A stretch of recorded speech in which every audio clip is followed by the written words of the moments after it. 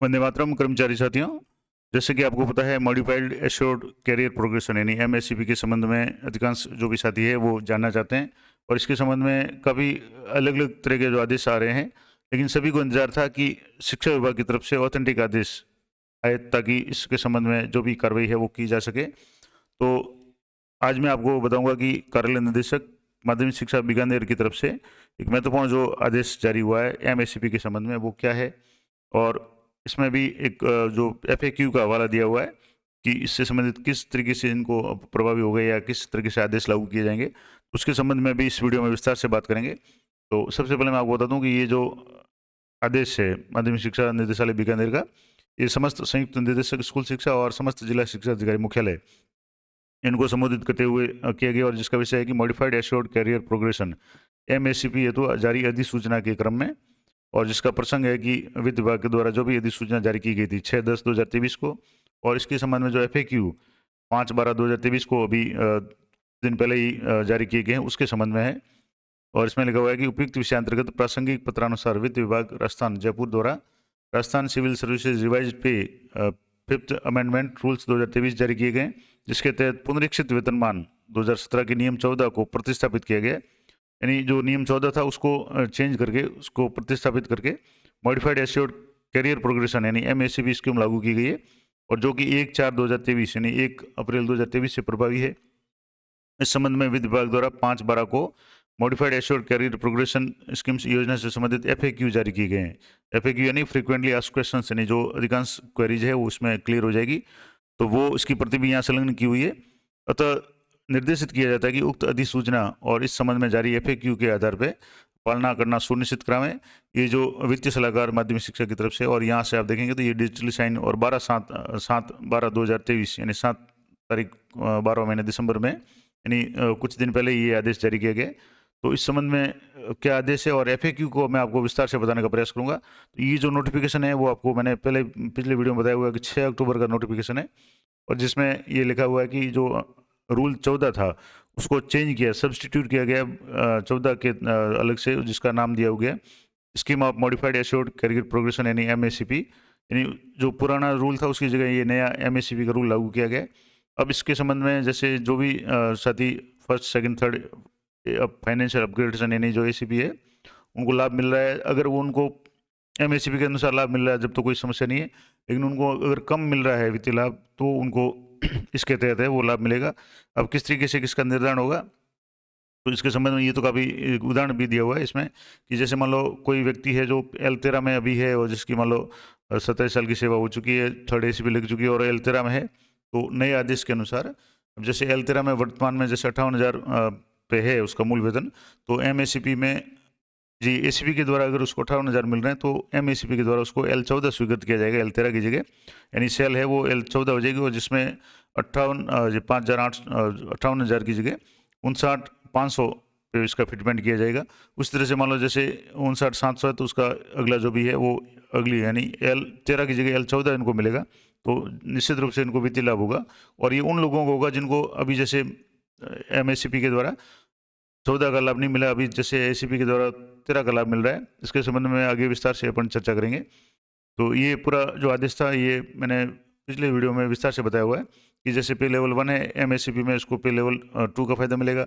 इस तरीके से 6 का 7, 7 का 8 और 9 का 10 का, और 10 वालों को L12 में तब मिलेगा in those case where the next promotion post is state service. अगर स्टेट सर्विस की पोस्ट है L12 की तो L12 मिलेगा L10 के बाद में, लेकिन अगर नॉर्मल पोस्ट है तो L11 मिलेगा। इसी तरह से L13 वाले को L12 को 14, L को 15, वो सारा इसमें दिया हुआ है, तो उसका अपने विस्तार से पहले डिस्कशन किया हुआ है। आज अब मैं एक तो बताऊंगा आपको कि जो फ्रिक्वेंटली आस्क्ड क्वेश्चंस है जिसका जिक्र किया हुआ है वो क्या है और उनमें क्या क्या निर्देश दिए हुए हैं, तो वो आप सबसे पहले तो वो देखेंगे। उसके बाद में कुछ उदाहरण के द्वारा खास करके जो महेंद्र पांडे जी की जो पोस्ट है जो शिक्षा विभाग से संबंधित है उसको बताने का प्रयास करूंगा, ताकि काफ़ी चीज़ें आपके वो क्लियर हो जाएगी। तो जिस एफएक्यू का हवाला दिया हुआ है वो ये है, वित्त विभाग की तरफ से नियम अनुभाग 5/12/2023 यानी दिसंबर में ये जारी किया गया है। राजस्थान सिविल सेवा पुनरीक्षित नियम जो 14 है modified assured career progression scheme यानी एमएससीबी के बारे में। तो इसके संबंध में कुछ जो इम्पोर्टेंट प्रश्न है मुझे लगता है इसका अगर आप ध्यान से देखेंगे तो काफ़ी चीज़ें आपके क्लियर हो जाएगी, काफ़ी जो डाउट्स है वो क्लियर हो जाएंगे। तो इसका जो पहला प्रश्न है, कई साथियों का कमेंट होता है कि जैसे 1/4/2023 से पहले अगर कोई सेवानिवृत्त हो चुके हैं कर्मचारी, मान लो जैसे 31 मार्च कोई सेवानिवृत्त हो गया, उस पे इस एमएसपी का क्या प्रभाव पड़ेगा? तो वित्त विभागीय अधिसूचना 6/10/2023 का क्या उनको लागू होगी या नहीं होगी? इसके संबंध में इसका उत्तर है कि एमएसपी के प्रावधान है वो 1/4/2023 से प्रभावित किए गए हैं। यानी जो कार्मिक 1/4/2023 को सेवा में हैं, उनको ही लाभ मिलेगा। अतः इससे पूर्व अगर कोई सेवानिवृत्त हो गया है, उसको इसका लाभ देय नहीं होगा।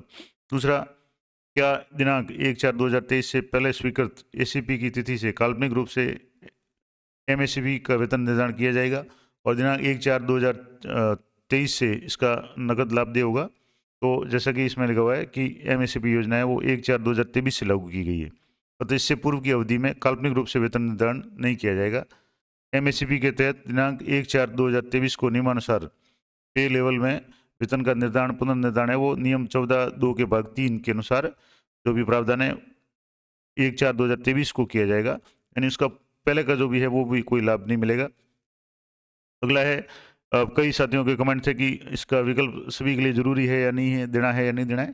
तो इसमें लिखा हुआ है कि क्या आगामी पदोन्नति अथवा एसीपी, जैसे मान लो अभी किसी की एसीपी 1 साल बाद में या 2 साल बाद में हो रही है, तो उसके संबंध में एसीपी में रहने या एमएससीपी का लाभ लेने के लिए क्या विकल्प दिया जाना अनिवार्य है? तो इस संबंध में जो नियम ये है कि अधिसूचना है वो 6/10/2023 को लागू हुई थी। मैंने पहले ही शुरुआत में बता दिया था कि जो 6/10/2023 को जो अधिसूचना जारी हुई थी और उसमें लिखा हुआ था कि 3 महीने के अंदर आपको अपने कार्यालय अध्यक्ष को इस संबंध में सूचित करना है कि आप एमएससीपी अपनाना चाहते हैं या एसीपी जो पुराना पैटर्न है वो, या एमएससीपी। यानी आपको 6/10/23 से लेकर के 5/1 यानी 5 जनवरी 2024 तक 3 महीने हो जाएंगे। दिसंबर 10वां जैसे अक्टूबर, नवंबर 10वां महीना और जनवरी की 5 तारीख, यानी आप कुल मिलाकर के अक्टूबर, नवंबर और दिसंबर, अक्टूबर के जैसे 6 महीने दिन गए तो 6 दिन जनवरी के जुड़ जाएंगे 5 दिन, तो कुल मिलाकर के आपको 5/1/2024 3 महीने के अंदर अंदर अपने कार्यालय अध्यक्ष को लिखित रूप में सूचित करना है कि आप एमएससीपी चाहते हैं या एसीपी। अब ये कर्मचारी को डिसाइड करना है कि उसको बेनिफिट है वो किस में मिल रहा है। अगर उसको एसीपी में बेनिफिट मिल रहा है तो एसीपी में रहने का विकल्प दे सकता है, और अगर एसीपी की जगह एमएससीपी में फ़ायदा हो रहा है तो उसको लिखित में देना होगा कि मुझे एमएससीपी का फ़ायदा दिया जाए। और 3 महीने की अवधि के बाद में अगर कोई कर्मचारी विकल्प प्रस्तुत नहीं करता है, कई साथियों को जानकारी नहीं है या समझ में नहीं आ रहा है और वो डिसाइड नहीं कर पा रहे हैं कि उनको विकल्प देना है या नहीं देना, तो ये एमएससीपी का विकल्प है वो दिया हुआ माना जाएगा। यानी इसके बाद में, यानी 5/1/2024 के बाद में एमएससीपी है वो डिफ़ॉल्ट माना जाएगा। डिफ़ॉल्ट का मतलब सभी के लिए ये मानना जाएगा कि सभी को ये स्वीकार्य है। अगर आप विकल्प नहीं देते हैं तो भी आपको एमएससीपी का ही फ़ायदा मिलेगा। अगर आपको फिर एसीपी का फ़ायदा चाहते हैं तो वो नहीं मिलेगा, तो वो आप अपने हिसाब से देख लें कि आपको विकल्प देना है या नहीं देना है। अगर विकल्प नहीं देंगे तो भी आपको एमएससीपी है वो दिया हुआ विकल्प माना जाएगा। तो ये भी इंपॉर्टेंट जानकारी थी। अगला है, 1/4/2023 को एमएससीपी योजना के तहत एमएससीपी की स्वीकृति देने या पे लेवल के पुनर्निर्धारण के लिए सक्षम अधिकारी कौन है? यानी कौन डिसाइड करेगा? तो आपको जैसे इसमें लिखा हुआ है कि नियम 17(7) के अनुसार नियुक्ति प्राधिकारी सक्षम है। अब नियुक्ति प्राधिकारी का मतलब होगा जिसने आपको पोस्टिंग दी है, आपके नियुक्ति आदेश जिस अधिकारी के साइन से जारी हुए हैं वो। जैसे मान लो तृतीय श्रेणी अध्यापक है तो उनके लिए जिला शिक्षा अधिकारी, द्वितीय श्रेणी है तो उनके लिए जॉइंट डायरेक्टर, और अगर व्याख्याता या अन्य जो भी है उससे ऊपर के है तो उनके लिए डायरेक्टर महोदय वो नियुक्ति अधिकारी होते हैं। तो नियुक्ति अधिकारी के द्वारा एमएससीपी पे लेवल स्वीकृत किए जाने के पश्चात वेतन निर्धारण है वो संबंधित कार्यालय अध्यक्ष द्वारा किया जाएगा। तो ये इंपॉर्टेंट जानकारी थी। इसके अलावा दिनांक 1/4/2023 को किन कार्मिकों का एमएससीपी के पे लेवल का वेतन का पुनः निर्धारण किया जाएगा? अब ये सीधी सी बात है कि किन किन को बेनिफिट मिलेगा। तो पहला तो ये कि ऐसे कार्मिक जिन्हें नियम 14 के उप नियम 3 के प्रावधानों के अधीन दे पे लेवल से नीचे पे लेवल स्वीकृत है। जैसे इसमें मैं आपको एक उदाहरण से बता दूं कि जैसे मान लो ये जैसे महेंद्र पंडित जी की जो पोस्ट है, अब मान लो जैसे इसमें कोई तृतीय श्रेणी अध्यापक है जिसकी 27 साल की सेवा हो चुकी है और उसको L13 पे फिटमेंट है, तो एमएससीपी के अनुसार उनको L14 मिलना चाहिए, तो उनको बेनिफिट मिलेगा। अगर उसको पहले से ही L14 मिल रहा है तो नहीं मिलेगा। या मान लो जैसे 18 साल की उसकी सेवा हो गई और उनको L12 स्वीकृत कर दिया गया है, 4800 ग्रेड पे वाला L12, तो एमएससीपी पे भी उनको L12 ही मिलेगा, यानी इनको कोई फ़ायदा नहीं मिलेगा। तो जैसे अध्यापक तृतीय श्रेणी की बात करें तो उनको 9 साल और 18 साल की सेवा में कोई फ़ायदा नहीं मिलेगा, क्योंकि उनको L11 है, 9 साल में L11 मिलेगा, L10 से बाद में L11, 18 साल की सर्विस पे L12 मिलना चाहिए, एमएससीपी में भी M12 मिलना चाहिए, तो इसका मतलब कोई बेनिफिट नहीं मिलेगा। लेकिन अगर उसकी सर्विस है वो 27 साल की हो जाती है तो एसीपी के अनुसार उनको L13 स्वीकृत होगा, जबकि एमएससीपी के अनुसार उनको L14 स्वीकृत होगा। और मैंने शुरुआत में बताया कि अगली सेल में जाने के बाद में जो भी बेसिक है वो चेंज हो जाएगा, तो उनको बेनिफिट मिलेगा। इसी तरह से जैसे मान लो वरिष्ठ अध्यापक लगा हुआ है और उसको जैसे 9 साल की सेवा पे L12 मिला है, तो एमएससीपी में L12 मिलेगा। लेकिन 18 साल की सेवा के बाद में उनको L13 भी मिला हुआ है मान लो, तो उनको L14 मिलेगा। और 27 साल की सेवा के बाद में अगर 15 मिला है उनको, तो अब उनको L16 मिलना चाहिए एमएससीपी के अनुसार। तो ये आप देख लें कि किस किस को बेनिफिट होगा। अगला जो इम्पोर्टेंट पॉइंट था कि उनका, जैसे मैंने इसमें बताया कि जिनका पे लेवल से नीचे पे स्वीकृत है, जैसे एल मान लो एमएससीपी के द्वारा 14 मिलना चाहिए लेकिन अभी 13 मिल रहा है, तो उनको मिलेगा। लेकिन जैसे 18 साल की सेवा के बाद में L12 मिलना था और L12 ही मिल रहा है, और एमएससीपी में भी L12 है, तो उनको कोई फायदा नहीं मिलेगा। उनका एमएससीपी के तहत पे लेवल स्वीकृत किया जाएगा तथा नियम 14(2) के भाग 3 के प्रावधान के अनुसार एमएससीपी के दिनांक 1/4/2023 को दे पे लेवल के समान स्तर पर वेतन निर्धारित किया जाएगा। और यदि पे लेवल में समान स्तर नहीं है तो वो आगामी जो भी तत्कालीन स्तर है उस पर किया जाएगा।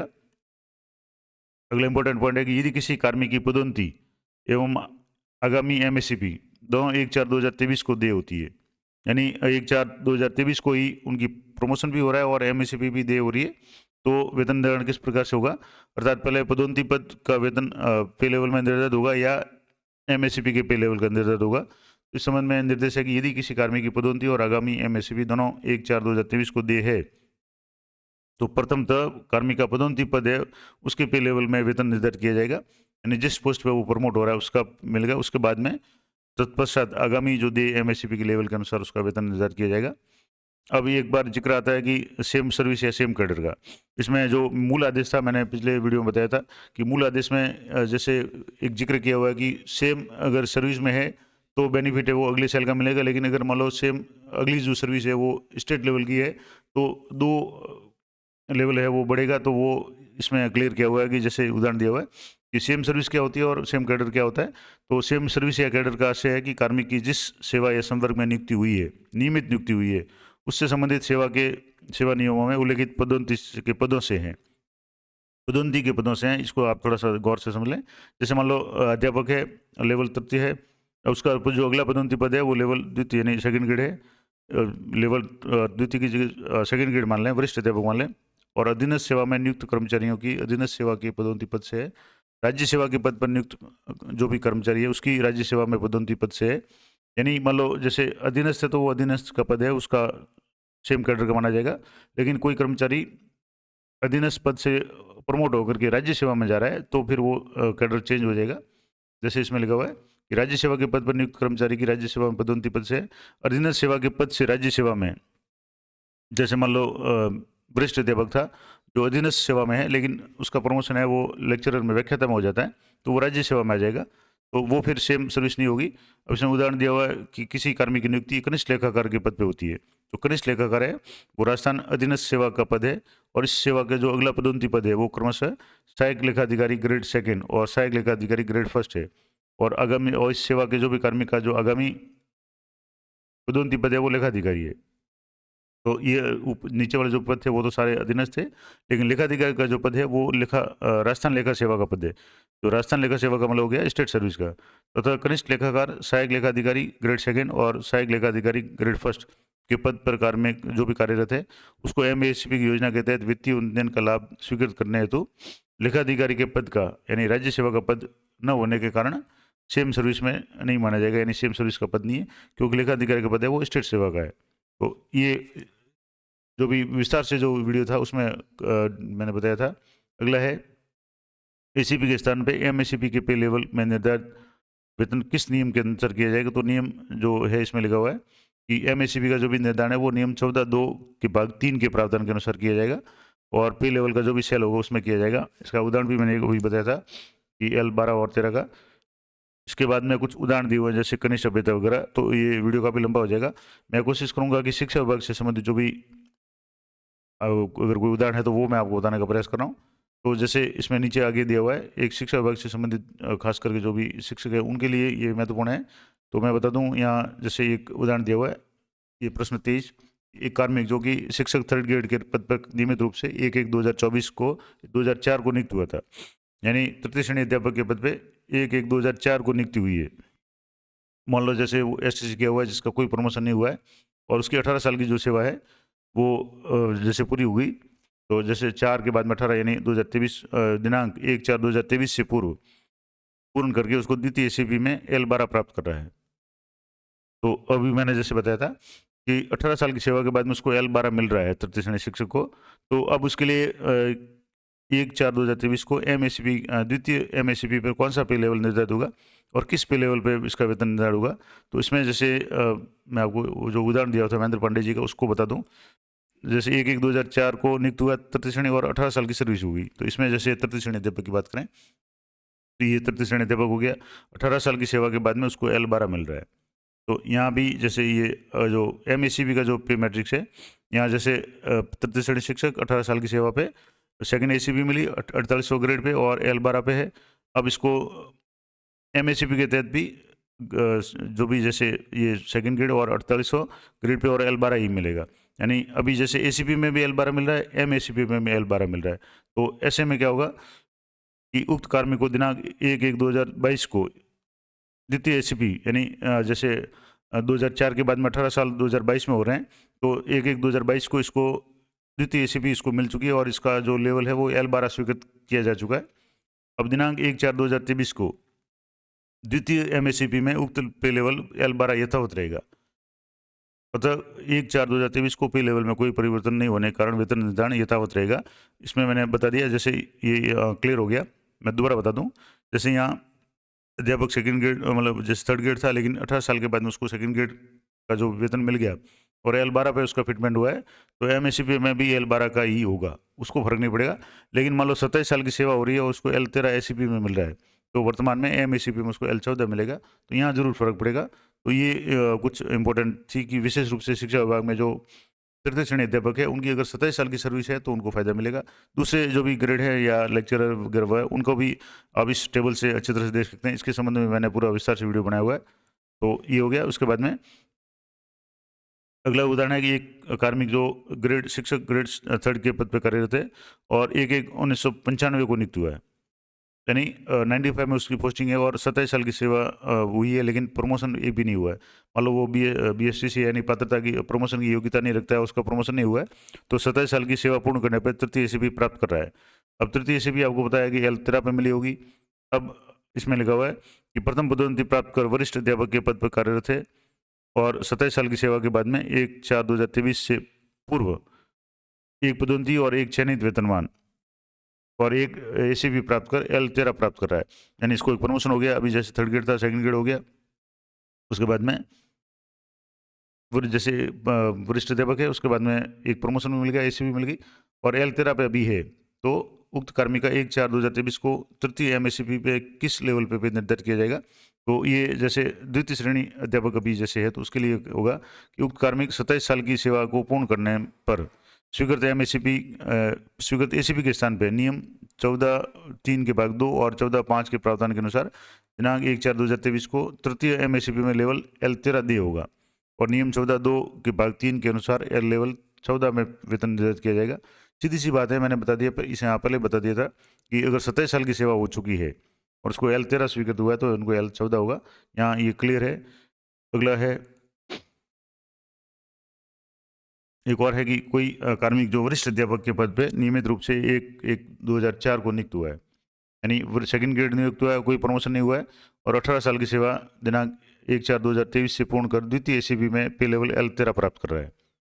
तो उक्त कार्मिक को 1/4/2023 को क्या वेतन निर्धारित होगा। तो इसमें भी जो भी नियम 14(3) के भाग 3 और जैसे और 14(5) के प्रावधान के अनुसार द्वितीय MACP में इसको L14 दे होना था, लेकिन अभी जैसे L13 पे मिल रहा है ACP में, तो उसका जो वेतन निर्धारण है वो L14 पे होगा। जैसे इसमें द्वितीय श्रेणी की बात की है तो यहाँ मैं बता दूं, और इसमें 2 पॉइंट आप ध्यान रखें। जो मूल पद है वरिष्ठ अध्यापक पे कार्मिक जो भी नियुक्त हुआ है और 18 साल की सेवा पूरी कर दी और L13 मिल रहा है, तो यहाँ आप देखेंगे जैसे वरिष्ठ अध्यापक है, 18 साल की सेवा है और इसको अभी जैसे L13 पे मिल रहा है, तो अब इसका जो भी MACP में फिक्सेशन है वो L14 पे होगा। इस तरह से अगर मान लो वरिष्ठ अध्यापक उसकी 27 साल की सेवा हो चुकी है और उसको अभी L15 मिल रहा है, तो MACP में उसको 27 साल की सेवा के बाद में L16 मिलना चाहिए। तो ये इसमें क्लियर हो गया। तो वरिष्ठ अध्यापक के बारे में यहाँ इसमें लिखा हुआ है कि जैसे L14 है वो दिया होगा, उस तरह से एक उदाहरण और दिया हुआ है कि एक कार्मिक जो सीधी भर्ती से प्राध्यापक व्याख्याता के पद पर नियमित रूप से 1/1/2012 को नियुक्त हुआ है, यानी व्याख्याता बना है और कोई पदोन्नति नहीं हुई है और 10 साल की सेवा जैसे 12 के बाद में 10 साल, यानी 2022 में 10 साल की सेवा पूरी हो गई, प्रथम ACP L13 प्राप्त कर रहा है। उक्त कार्मिक को दिनांक 1/4/2023 को क्या मिलेगा या क्या बेनिफिट मिलेगा? तो अब यहाँ आप देखें कि यहाँ जो कार्मिक है वो व्याख्याता है, 10 साल की सेवा पूरी हो चुकी है और L13 पे है। तो इसमें इस उदाहरण से आप समझेंगे, तो जैसे यहाँ व्याख्याता है, 10 साल की सेवा पूरी हो गई, तो L13 पे इनको मिल रहा है ये ACP के द्वारा। तो यहाँ से आप देखेंगे इसकी सीध में जो है पे मैट्रिक्स है, MACP उसको L14 स्वीकृत होगा। व्याख्याता यहाँ बता दूँ दोबारा, व्याख्याता है 10 साल की सेवा पे, नॉर्मल जो ACP थी उसमें L13 पे फिटमेंट था, इसमें L16 पे हो जाएगा, 14 पे होगा। अगर 18 साल की सेवा पूरी हो गई, उसकी 20 साल की, जैसे 10 के बाद में 20 साल की सेवा हो गई, L14 मिल रहा था, तो अब इनको L16 मिलेगा MACP में। और उसी तरह से अगर व्याख्याता है उसकी 30 साल की सेवा पूरी हो चुकी है, तो L15 जो वेतनमान में मिल रहा था फिटमेंट, अब उनको L17 पे फिटमेंट किया जाएगा। तो ये इंपॉर्टेंट मैंने यहाँ बता दिया। मान लो कोई व्याख्याता है उसकी 10 साल की सेवा के बाद में L13 मिल रहा है, तो उसको L14 दिया होगा, यानी इसका जो पुनर्निर्धारण है वेतन है वो L14 में निर्धारित किया जाएगा। इस तरह से एक और इम्पोर्टेंट प्रश्न है कि एक कनिष्ठ कार्मिक कनिष्ठ प्रारूपकार के पद पे नियमित रूप से नियुक्त हुआ है और एक पदोन्नति प्राप्त कर वरिष्ठ प्रारूपकार के पद पे कार्यरत होते हुए 27 साल की सेवा है, दिनांक 1/4/2023 से पूर्व पूर्ण करके ACP में L14 पे प्राप्त कर रहा है। उस कार्मिक का 1/4/2023 को कितना होगा? तो अब जैसे L12 में उसको मिल रहा है, तृतीय ACP L12 में मिल रही है, तो इसके अनुसार इसको जो भी दे होता तो L12 में ही था, तो उसको कोई बेनिफिट नहीं मिलेगा। कहने का मतलब आप ये टेबल अगर गौर से देखेंगे तो ये याद कर लें, इसमें आपकी सारी चीज़ें क्लियर हो जाएगी। जैसे व्याख्याता की बात करें, मैंने अभी बता दिया। इसके अलावा जैसे वरिष्ठ अध्यापक है, तो 9 साल की सेवा के बाद में L12 मिलना चाहिए, तो L12 मिल रहा है, तो MACP में कोई बेनिफिट नहीं मिलेगा। लेकिन वरिष्ठ अध्यापक की अगर 18 साल की सेवा हो जाती है, तो ACP में L13 स्वीकृत होता था, MACP में उसको L14 का बेनिफिट मिलेगा। उस तरह से वरिष्ठ अध्यापक की 27 साल की सेवा पे L15 मिलता था ACP में, अब उनको L16 मिलेगा। तो ये खास करके जो शिक्षा विभाग से संबंधित 2-3 पॉइंट है, मैं आपको बता दूँ।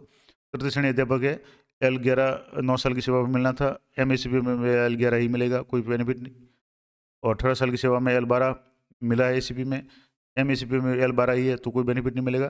तृतीय श्रेणी अध्यापक है, उसकी 27 साल की सेवा पे उसको L13 की जगह 14 में फिटमेंट किया जाएगा। उस तरह से कोई वरिष्ठ अध्यापक है, उसको 9 साल की सेवा पे कोई बेनिफिट नहीं मिलेगा, लेकिन 18 साल की सेवा पे L13 की जगह 14 में फिटमेंट किया जाएगा और 27 साल की सेवा पे L15 की जगह L16 में फिटमेंट किया जाएगा। ये MACP में फायदा होगा।